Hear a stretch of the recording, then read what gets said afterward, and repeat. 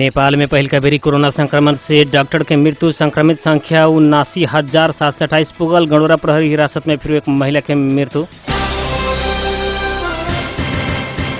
महोत्तरी में महिला के बलात्कार कैल आरोप में वार्ड सचिव पकड़ाऊ। रौतहट में वार्ड अध्यक्ष भ्रष्टाचार कैल कहत कार्यालय घेर के प्रदर्शन। नकली पोशाक लगा के इंस्पेक्टर कह के ठगी करे वाला अजय पकड़ाऊ। और राजस्थान के पहिल का हार, कोलकाता 37 रन से विजयी।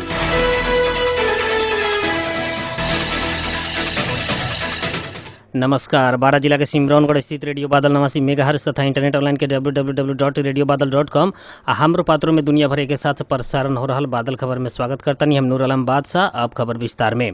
नेपाल में पहिल बेरी कोरोना वायरस के संक्रमण से डॉक्टर की मृत्यु भइल बाटे। आज कर्णाली प्रदेश अस्पताल सुर्खेत में कार्यरत 58 वर्षीय डॉक्टर की मृत्यु भइल प्रदेश स्वास्थ्य निर्देशनालय के प्रमुख डॉक्टर रविन खड़का जानकारी दिले बानी।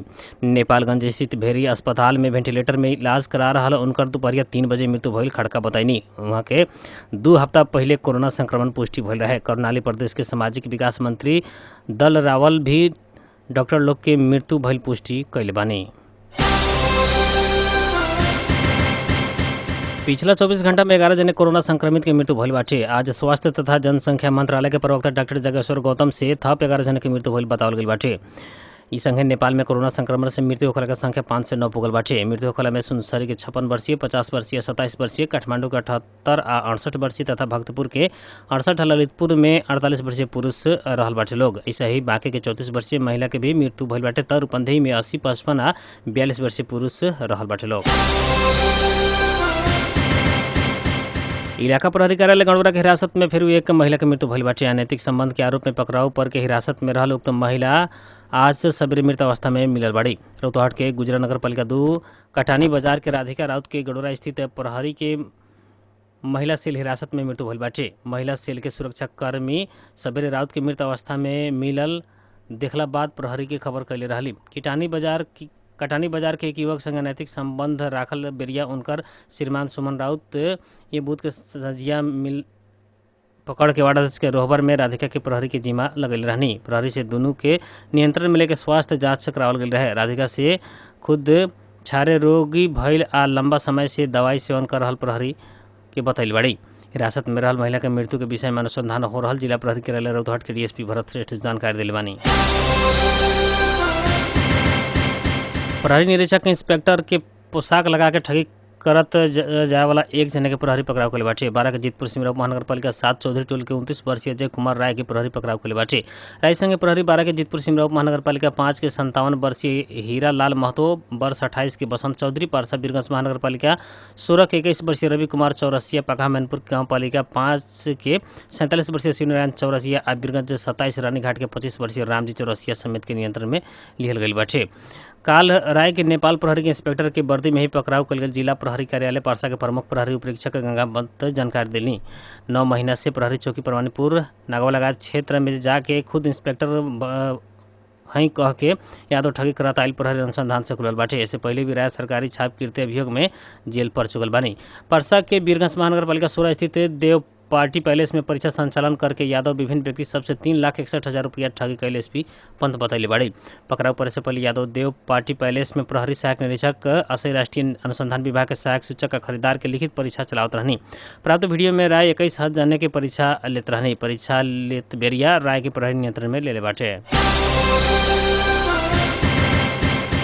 जनकपुर कार्यालय सहयोगी 24,000 घूस रकम सहित रंगे हाथ पकड़ा पड़ल बने। जनकपुर धाम उपमहानगर पालिका वार्ड नंबर 13 के कार्यालय सहयोगी अख्तियार दुरुपयोग को बारदिवास के टोली घूस सहित उनका के रंगे हाथ पकड़ाव के बाटे। कार्यालय सहयोगी दिलीप पंजियार सेवाग्राही संघ नागरिकता के सिफारिश कर दे हम कहत 24,000 रुपया घूस लेत बिरिया रंगे हाथ पकड़ाव कैल अख्तियार दुरुपयोग अनुसंधान आयोग बर्दिवास जनैले बाटे। अख्तियार के अनुसार कार्यालय सहयोगी पंजियार खुद वार्ड सचिव बानी कह के सिफारिश से खुद ही करम कहत घूस से मंगले रहनी। उनका के कार्यालय परिसर से ही गोप्य सूचना के आधार में पकड़ाव कैल गई बाटे। महोत्तरी में एक महिला के जबरदस्ती करनी कैल आरोप में एक वार्ड सचिव पकड़ाव पड़ल बानी। महोत्तरी के भंगा नगर पालिका 9 स्थित मुसहरी टोल के एक दलित महिला के जबरदस्ती करनी कैल आरोप में प्रहरी वार्ड सचिव के पकड़ाव कैले बाटे। भंगा 9 के वार्ड सचिव मिथिलेश यादव के बीतल रात 9 बजे पकड़ाव कैल गई। जिला प्रहरी कार्यालय महोत्तरी के प्रहरी उपरीक्षक के टीका बहादुर केसी जानकारी दिले बानी। महोत्तरी के प्रहरी उपरीक्षक केसी महिला बाजार से घर जात पेरिया बीतल रात बलात्कार के प्रयास कईल बात बाहर आइल, लेकिन बलात्कार भइल ना भइल पुष्टि मेडिकल परीक्षण से मात्र होखे के बतैनी।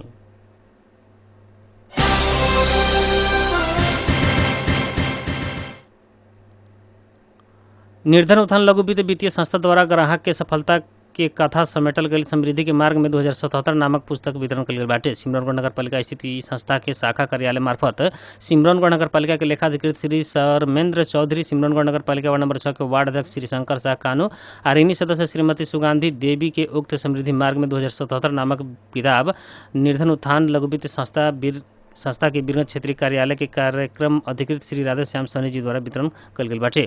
प्रत्येक वर्ष देश के 77 जिला में रहल 181 गो शाखा कार्यालय सबसे एक जन के ग्राहक के सफलता के कथा समेट के तैयार कल गई किताब वितरण करे वाला समृद्धि के मार्ग में रहल बाटे। ये सफल ग्राहक के सब मध्य 7 प्रदेश में एक जन उत्कृष्ट सफल ग्राहक के नगद 30,000 मात्र नगद तथा कदर पत्र प्रत्येक वर्ष प्रदान करत आइल निर्धन उत्थान लघु वित्त वित्तीय संस्था लिमिटेड शाखा कार्यालय सिमरौनगढ़ 12 के प्रमुख श्री हसमुद्दीन मियाँ बतौले बानी। रौतहट में वार्ड अध्यक्ष भ्रष्टाचार कईल कहत कार्यालय घेराव करके प्रदर्शन कल गई बाटे। रौतहट के राजपुर नगर पालिका 7 अकोलवा के वार्ड अध्यक्ष शेख इंताजुल हक भ्रष्टाचार कईल कहत स्थानीय सब आज कार्यालय पहुंच के प्रदर्शन कैले बा लोग। वार्ड अध्यक्ष विरुद्ध गठित भ्रष्टाचार हटावेला संघर्ष समिति के अध्यक्ष राम परवेश सहनी के नेतृत्व में स्थानीय वार्ड घेराव कैले बानी। वार्ड अध्यक्ष हक मेयर शकील अख्तर साथे वार्ड सचिव से मिल के विकास के नाम में वार्ड के बजट में ब्रह्मलूट मचावल आरोप लगावत स्थानीय वासी वार्ड कार्यालय घेराव करके कड़ा नाराबाजी सहित प्रदर्शन कैल सहनी जानकारी दिल बानी। कागज में एक सड़क ढलान करके रकम निकालल, ढलान कैल गई सड़क के गुणस्तर न भइल, वृद्ध भत्ता में वितरण में अनियमितता कैल लगायत के स्थानीय सब आरोप लगेले लोग। जनचेतनामूलक तालीम गोष्ठी ही न करके करीब 20 लाख रकम सामाजिक विकास के नाम में निकालल, कोरोना के नाम में वार्ड के प्राप्त भइल राहत न बढ़ल स्थानीय सब के आरोप रहल बाटे। युवा विद्यार्थी संघर्ष समिति प्रदेश नंबर 2 के आयोजना में काल सिमरौनगढ़ के कंकाली मावी में बृहद खुला रक्तदान कार्यक्रम संपन्न भइल बाटे। Nepal red cross society Birgunj शाखा के प्राविधिक सहयोग में संपन्न उक्त कार्यक्रम में एक महिला सहित 23 जने रक्तदान कैले बा लोग। समिति के उपाध्यक्ष सनी गुप्ता संघर्ष समिति से सामाजिक कार्य सब करत आ रहल आ बढ़त कोरोना संक्रमण के कारण देश भर रगत अभाव हो रहल बेरिया काल रक्तदान कार्यक्रम के आयोजना कर गई वहाँ के बतैले बानी। रक्तदान कार्यक्रम ब्लड बैंक रेड क्रॉस पारसा के उप मंत्री साबिर अहमद एराज आ VCN 12 के जिला संयोजक रंजीत कुशवाहा से रक्तदान कैले बाद कार्यक्रम शुरू भइल रहे। उक्त कार्यक्रम में रेड क्रॉस उदयराज शर्मा, धीरेन्द्र झा लगायत स्थानीय संघ संस्था के प्रमुख तथा प्रतिनिधि सबके विशेष उपस्थिति रहल रहे।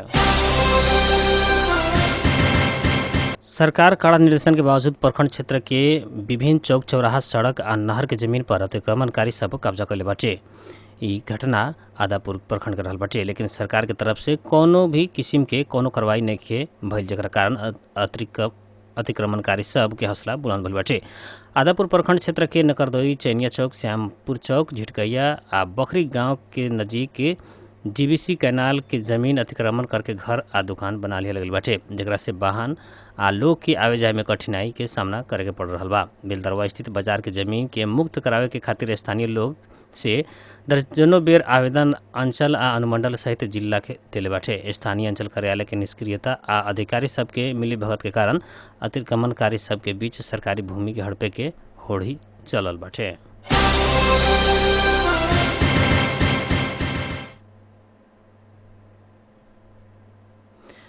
पोस्ट ऑफिस में लड़की सब के खाता में 2 लाख रुपया आवे के अफवाह के लेके क्षेत्र के ग्रामीण महिला के भीड़ घोड़ासान पोस्ट ऑफिस के गेट पर पिछला कुछ दिन से देखे के मिल रहा बाटे। इस दौरान शारीरिक दूरी के नियम के धज्जिया उड़ावल जा रहा बा। पोस्ट ऑफिस के नियमित ग्राहक हैरान आ परेशान बाटे। खाता खोले के लेके खास करके ग्रामीण महिला के भीड़ काहे लगल रहल बा कह के एकरा संतोषजनक जवाब डाक विभाग के पास भी नहीं है। खाता खोले के बाद लड़की के नाम पर PM सुकन्या योजना के तहत खाताधारी के नाम पर 2 लाख रुपया सरकार द्वारा भेजे जाए के अफवाह के लेके माहौल ई बाकी प्रखंड कार्यालय परिसर अवस्थित आधार कार्ड काउंटर पर आवेदनकर्ता के भीड़ लागल शुरू हो चुकल बाटे। घोड़ासान पोस्ट ऑफिस प्रभारी अरुण सिंह एकरा हकीकत के बारे में पूछला पर कहनी कि ई बात के कोनो भी तरह के विभागीय निर्देशन पोस्ट ऑफिस के प्राप्त भइल नइखे, ना ही सरकार द्वारा खाता खोले पर लड़की के नाम पर 2 लाख रुपया जाई कह के कोनो प्रावधान रहल बाटे। मोतिहारी जिला के बंजरिया थाना क्षेत्र के सिंघिया निवासी अपहृत युवक के पुलिस से यह सोमवार के सवेरे चौरहिया चिरैया थाना क्षेत्र के रामपुर गांव स्थित शहर से मुक्त करा लेल बाटे। ओतही महिला सहित के 2 संदिग्ध लोग के हिरासत में लेके पूछताछ कइल जा रहल बा। पुलिस घटना के प्रयुक्त अल्टो कार के भी जब्त कर लेल बाटे। पुलिस अधीक्षक नवीन्द्र चंद्र झा बताइनी कि बंजरिया निवासी युवक राधे श्याम के 2 युवक के फोन करके चांदमारी बुलैलक, फिर अपहरण करके फरार हो गई। दोपहर में जब बदमाश युवक के सेल फोन आ ओकरा से पिता के फोन पर 3 लाख फिरौती के मांग कैलक त उ युवक के परिवारजन एकर सूचना स्थानीय थाना के दिलक। ये आलोक में मोतिहारी पुलिस मोबाइल लोकेशन के आधार पर संयुक्त रूप से छापामारी शुरू कैलक। इस दौरान पुलिस से चिरैया थाना के रामपुर गांव के पास से अल्टो कार के बरामद कर लेलक। बरामद कार अपहरित युवक के ही रहे। पुलिस के अपन करीब आवत देख के बदमाश अपहरित के छोड़ के फरार हो गई है। फरार बदमाश में शहर के गंडक कॉलोनी निवासी मोतिहारी मोहित कुमार आ चिरैया के रामपुर निवासी रंजन कुमार के चिन्हित कल गई बाटे। दोनों के गिरफ्तारी के खातिर छापामारी कइल जा रहल बा। सूबा और देश स्तर पर अपन पहचान रखे वाला पूर्वी चंपारण जिला मुख्यालय मोतिहारी के नगर निगम के दर्जा नहीं मिलल। मोतिहारी शहर से सटल करीब 2 दर्जन से ज़्यादा रिहायशी इलाका आज भी ग्राम पंचायत के हिस्सा रहल बाटे। भौगोलिक दृष्टिकोण से नगर निगम के दर्जा हासिल करे के सभी जरूरी मानक पूरा करला के बाद भी क्षेत्र के अपन हक से वंचित कर गए बाटे। बताया जाता कि विभागीय स्तर पर नगर परिषद के नगर निगम में बदले के कवायद जरूर शुरू कल गए रहे, लेकिन ई कागज में तक सीमित रह गए बाटे। नगर परिषद के बोर्ड प्रस्ताव पारित करके नगर निगम बनावे के लेके हरिहर झंडा इससे पहले ही दे चुकल रहे। एक बाद नगर परिषद प्रशासन बंसरिया, तुरकौलिया आ मोतिहारी अंचल के पंचायत स्थित गाँव के जोड़ के नजरी नक्शा तैयार कैलक। नक्शा के अनुसार पंचायत के ग्राम के जनसंख्या के जोड़ के कुल आबादी 2,13,400 हो गई है। एक बार फिर प्रशासनिक स्तर पर प्रस्ताव भेजल गई बाटे।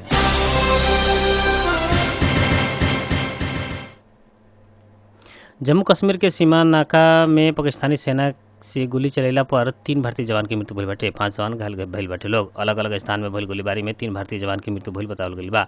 कश्मीर के कुपवांडा जिला स्थित नौगाम सेक्टर में 2 तथा पुंछ सेक्टर में 1 जने की मृत्यु भइल बाटे। ऐसे ही कुहांडा में 4 आ पुंछ में 1 जने घायल भइल बा। लोग बाद में भारतीय सेना से भी तेज जवाब दियल गई। भारतीय संचार माध्यम सब जनल बाटे। पाकिस्तान तरफ कितना जने की मृत्यु भइल के खुलल नहीं है। Indian premier league IPL cricket में कोलकाता नाइट राइडर्स से दूसरा का जीत निकाले बाटे। यूए में राती भइल खेल में राजस्थान रॉयल्स के 37 रन से पराजित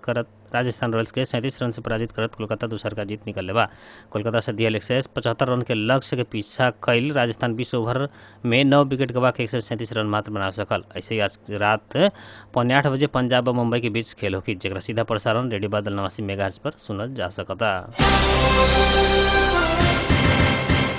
अब मौसम संबंधी जानकारी रेडियो बादल 89 मेगाहर्ट्ज द्वारा मापन कल गेल अनुसार सिमरौनगढ़ लगात आसपास के क्षेत्र के विज्ञानी न्यूनतम तापक्रम 31 डिग्री सेल्सियस रहल बा। ऐसे आज सवेरे 28 दोपहर 32 डिग्री सेल्सियस रहल है। आज रात में 25 डिग्री सेल्सियस तापक्रम रहे के अनुमान कल गेल बा। ऐसे आज सवेरे 5:57 में बेर उगल तो संजय 5:50 में बेर डूबल बा। आज के खातिर बादल खबर थे। जाते जाते प्रमुख खबर एक बार फिर से। नेपाल में पहले बेरी कोरोना संक्रमण से डॉक्टर के मृत्यु। संक्रमित संख्या 79,728 पुगल। गौड़ा प्रहरी हिरासत में फिर एक महिला की मृत्यु।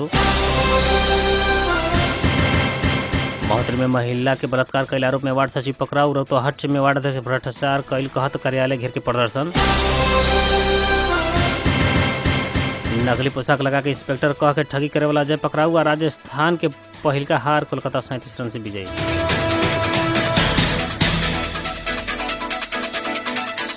12 जिला के सिमरौनगढ़ स्थित रेडियो बादल 89 मेगाहर्ट्ज तथा इंटरनेट ऑनलाइन के www.radiobadal.com हमारे पात्र में दुनिया भर के साथ प्रसारण हो रहा। बादल खबर से प्राधिक मित्र रुस्तम सहित हम नूर आलम बादशाह की विदा दी। नमस्कार।